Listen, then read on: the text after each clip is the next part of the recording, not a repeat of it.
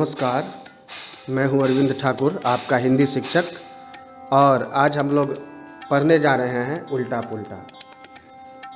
और आपको बड़ा अच्छा लगेगा इस कविता को पढ़ते समय, क्योंकि इस कविता में हमारे घरों में जो जीव जंतु हैं उसके माध्यम से भगवती प्रसाद द्विवेदी ने समझाने की कोशिश की है। और उन्होंने कहा है कि जो जीव जंतु हमारे आसपास हैं वो भी बहुत कुछ सिखाते हैं हमको, बस ध्यान देने की ज़रूरत है। हम अगर ध्यान दें तो हम उनसे बहुत कुछ सीख सकते हैं। तो बड़ी ही सुंदर सी ये कविता है उल्टा पुल्टा। पहले एक बार मेरे साथ आप लोग पढ़ लीजिए इस वीडियो को देख देख कर, और उसके बाद हम लोग एक एक पंक्ति का अर्थ विवेचन करेंगे चित्रकथा के माध्यम से। तो कविता कुछ इस प्रकार है। चलते चलते निचली छत से गिरती जब छिपकली छपाक, तुरंत संभल जाती उस क्षण ही, उठ चल देती अपने आप। ऊपर की डाली से बंदर जब आ गिरता है नीचे, झटपट पकड़ दूसरी डाली, हंसता है आंखें नीचे।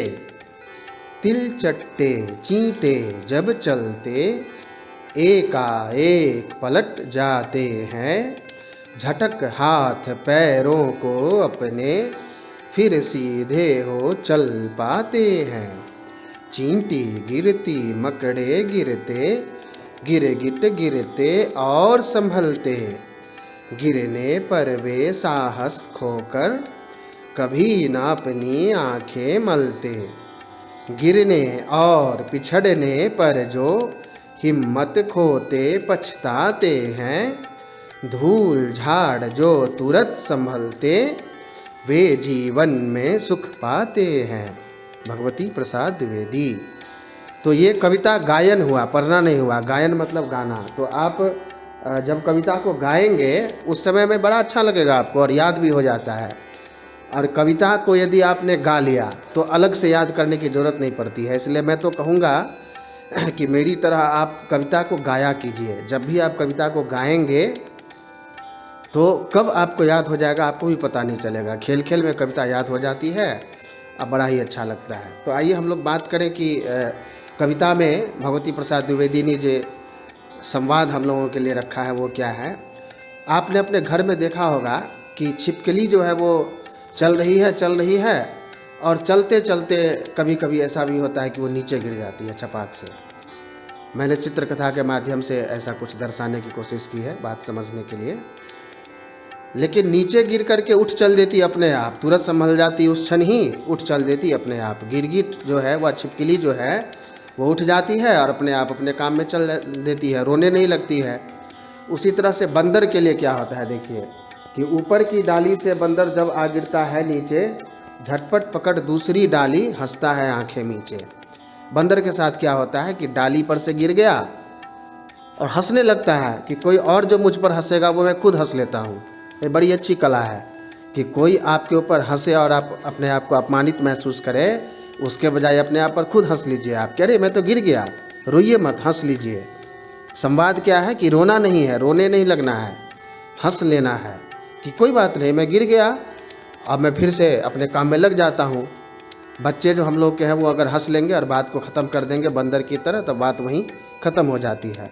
और आप रोना शुरू करेंगे, मेरा पैर टूट गया, हॉस्पिटल लेके चलो, ऐसे करो वैसे करो, तो बात बहुत बढ़ जाएगी और आप अनावश्यक जो है जिसको नहीं पता उसको भी पता चल जाएगा और अपमानित हो जाएंगे। तो बुद्धिमानी है कि बंदर जैसे गिरने पर भी हंस के फिर अपने काम में लग जाता है, झटपट पकड़ दूसरी डाली, हंसता है आंखें नीचे। वैसे आप भी करिए। अब देखिए, तिलचट्टे चींटे जब चलते एकाएक पलट जाते हैं, और तिलचट्टा अगर पलट गया, उल्टा हो गया, अगर पलट गया, वो फिर जल्दी उठ नहीं पाता है बेचारा। लेकिन क्या करता है वो, झटक हाथ पैरों को अपने फिर सीधे हो चल पाते हैं। वो भी सीधा हो जाता है प्रयास करके, मेहनत करके, और उसके बाद फिर अपने काम में लग जाता है। तो हम लोग भी कभी जीवन में अगर असफल हो जाए किसी भी काम में तो रोना नहीं शुरू कर देना है। ये सोच के चलना है, ये समझ के चलना है कि असफलता ही तो सफलता की कुंजी है, चाबी है। अगर कोई असफल होगा तब तो उसे पता चलेगा कि नहीं, मुझे और मेहनत करनी है और मुझे सफल होना है। अब मकड़ी गिरती, चींटी गिरते, गिरगिट गिरते और संभलते, गिरने पर वे साहस खोकर कभी न अपनी आंखें मलते। आपने देखा होगा मकड़ी अपने ही जाल से पिछल के कभी गिर जाती है, कभी चींटी भी दीवार पे चढ़ रही है और गिर जाती है, 100 बार चढ़ती है और नीचे गिर जाती है।